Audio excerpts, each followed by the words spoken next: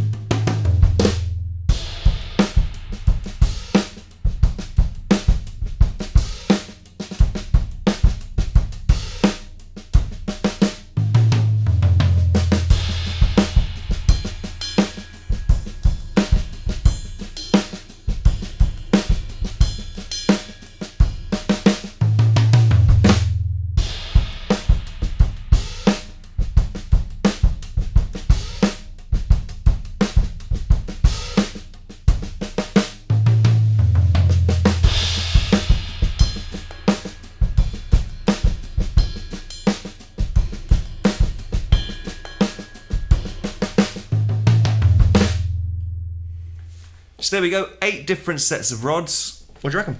I'll be honest, there was actually a much bigger sound difference there than I was expecting. Initially at the beginning, I didn't think we were going to hear a difference between these at all. I thought, oh, hot rod's a hot rod. You know, I mean, you can expect slightly louder from the from thicker dowels, but I didn't think there was going to be as a bigger tone difference on the actual drums as there was. Now, the thicker dowels, and especially those Promark ones, Thunder rods, they were way closer to the fuller tone of a stick.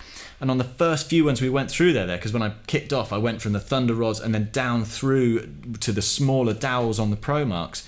and you heard that sound thin out. Yeah. You lost that body and it went to more of a high-end slap than bringing out the body of the drum. And it did make a big difference.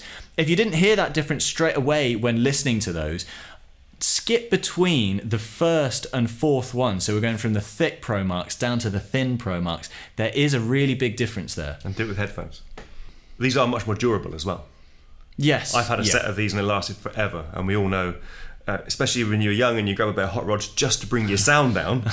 Just the neighbours complain. So someone says, get a set of hot rods. They don't last forever if you're just pounding them to keep the sound. Yeah, they're not designed to be practice sticks. This should be a sound choice because they're never as durable as sticks, even the thick ones. Yeah, and they're 3 times the price of a drumstick.